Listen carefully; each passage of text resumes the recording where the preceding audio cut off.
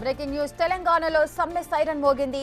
మే 6 నుంచి సమ్మె చేయనున్నట్లుగా RTC JAC ప్రకటించింది. ఈ మేరకు RTC MD Sajjanar labour commissioner కు ఆర్టీసీ జేఏసీ నేతలు సమ్మె నోటీస్ ఇచ్చారు. ఆర్టీసీ కార్మికులు, రిటైర్డ్ ఉద్యోగుల సమస్యలు, పెండింగ్ బకాయిలు, కారుణ్య నియామకాలు సహా పలు డిమాండ్లను పరిష్కరించాలని ఉద్యోగులు కోరుతున్నారు.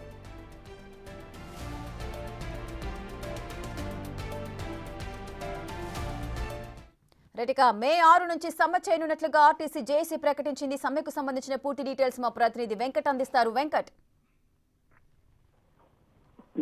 ఆర్టీసీకి సంబంధించిన అంశంలో మే 6 అంటే వచ్చే నెల 6 తారీఖు నుంచి అర్ధరాత్రి నుంచి సమ్మెకు దిగుతామంటూ ఆర్టీసీ జేఏసీ ప్రకటించింది. గతంలో నుంచి గత బీఆర్ఎస్ ప్రభుత్వం చేసినటువంటి వైఫల్యాలు ఏవైతే ఉన్నాయో ఆ వైఫల్యాల వల్ల పూర్తిగా ఆర్టీసీ నిర్వీర్యం అయిపోయింది. ఎందుకంటే గతంలో డిపోల పేరు మీద ఆర్టీసీ డిపోలు కావచ్చు, ఆర్టీసీ బస్సులను క్రాప్ కింద కావచ్చు, ఇటు ఆర్టీసీ డిపోల భూములు అమ్ముకోవడం, ఆర్టీసీ డిపోలను మూసివేయడం లాంటి అనేక అంశాలు గత ప్రభుత్వంలో చేసి ఉంది.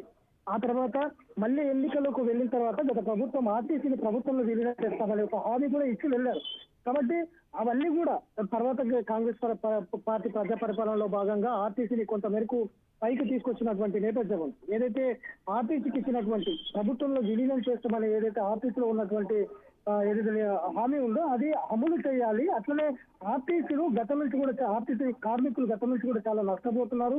పిఆర్సీ విషయంలో కావచ్చు, ఉద్యోగాల అంశంలో కావచ్చు, అట్లనే జీత భత్యాలకు సంబంధించిన అంశంలో కావచ్చు, హెల్త్ పరంగా, అట్లనే ఇన్సూరెన్స్ల పరంగా ఇట్లాంటి అనేక అంశాల్లో కూడా ఉద్యోగ భద్రతకు సంబంధించిన అంశాల్లో కావచ్చు, డ్యూటీలో ఉద్యోగము ఉదయం వెళ్ళి దాదాపు 600 కిలోమీటర్లు డ్రైవింగ్ చేయడము, ఇట్లాంటి అనేక అంశాలు ఉన్నాయి. దాదాపు 21 అంశాలు వాళ్ళైతే డిమాండ్ చేస్తున్నారు. ఖచ్చితంగా ఈ చర్చలు చేయాలి. ఆర్టీసీ కార్మికుల సంక్షేమం గురించి ప్రభుత్వం ఆలోచన చేయాలి.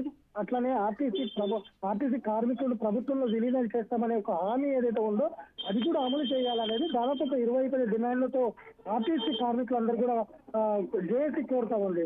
ప్రభుత్వం ఇప్పటికే లేబర్ కమిషన్ కు మెమరాండం ఇచ్చారు. ఇట్లా సజ్జనర్ ఏదైతే ఎండీగా ఉన్న సజ్జనర్ కూడా మెమరాండం ఇచ్చారు. ఆర్టీసీ కార్మికుల సమస్యలు పరిష్కరించండి, పెండింగ్ లో ఉన్న బకాయిలు చెల్లించండి, అతనే ఉద్యోగ భద్రతకు సంబంధించిన అంశాల్లో కావచ్చు అనేక అంశాలు సతమతం అవుతున్నారు ఆర్టీసీ కార్మికులు. ప్రభుత్వం ఇప్పటికైనా ముందుకు రావాలి. ఆర్టీసీ కార్మికులకు ఇచ్చినటువంటి హామీలు అమలు చేయాలంటూ కూడా జేఏసీ కోరుతుంది, ఆర్టీసీ కార్మికులు కోరుతున్నారు. కాబట్టి ఇదంతా కూడా ఇవాళ లేబర్ కమిషన్ దగ్గర మెమరాండం ఇచ్చారు. ఎన్నికల కోడ్ ఉంది కాబట్టి అక్కడ ఎలాంటి ధర్నా చేయకుండా ఒక మెమరాండం ఇచ్చారు. ప్రభుత్వం వెంటనే లేబర్ కమిషన్ స్పందించాలి, ఇటు ఎండీ సజ్జనార్ స్పందించాలి, ప్రభుత్వం స్పందించాలి. ఆర్టీసీ కార్మికులను ఆదుకోవాలి, ప్రభుత్వంలో విలీనం చేయాలంటూ కూడా వాళ్ళు డిమాండ్ చేస్తున్నటువంటి నేపథ్యం ఉంది. దాదాపు ఒక నెల సమయం ఇచ్చారు. ఇవాళ 7 కాబట్టి వచ్చే నెల 6 అర్ధరాత్రి నుంచే సమ్మెకు దిగుతాం. ఒక నెల సమయం ప్రభుత్వానికి సమయం ఇచ్చాము. ఈ నెల లోపల ఆర్టీసీ కార్మికులతోటి ప్రభుత్వం చర్చలు జరపాలి.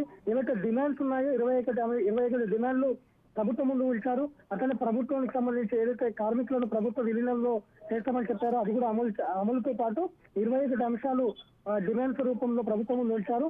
ఈ నెల రోజుల సమయంలో ప్రభుత్వం ఆర్టీసీ కార్మికులతో చర్చలు జరిపి వీలైనంత త్వరగా ఆర్టీసీ కార్మికుల సమస్యలు తీర్చేందుకు ప్రభుత్వం కృషి చేయాలనేది ఆర్టీసీ జేఏసీ కోరుతుంది. లేదంటే మే 6 తారీఖు నుంచి అర్ధరాత్రి నుంచి ఆర్టీసీ బస్సులు మొత్తం కూడా నిలిపివేస్తామంటూ కూడా ఆర్టీసీ జేఏసీ చెబుతోంది. ఇప్పటికే ప్రజా పరిపాలన వచ్చిన తర్వాత ఆర్టీసీ సంక్షోభంలో ఉన్నటువంటి గత బీఆర్ఎస్ ప్రభుత్వంలో పూర్తి ఆర్టీసీ సంక్షోభంలో కూరుకుపోయినటువంటి సందర్భాలు ఉన్నాయి.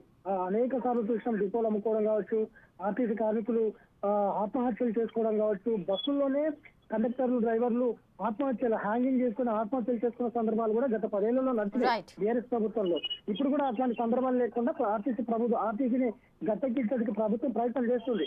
కానీ ఆర్టీసీ కార్మికులు అయితే ఒక నెల సమయం ఇచ్చారు. ప్రభుత్వం చర్చలు జరపాలంటే డిమాండ్ చేస్తున్నారు. మరి ప్రభుత్వం చర్చలు జరుపుతుందా, లేదంటే ఒక ఆర్టీసీ కార్మికులతో చర్చలు చేస్తుందా లేదా అనేది చూడాలి. Rekha. Right, thank you Venkat, thanks for the details.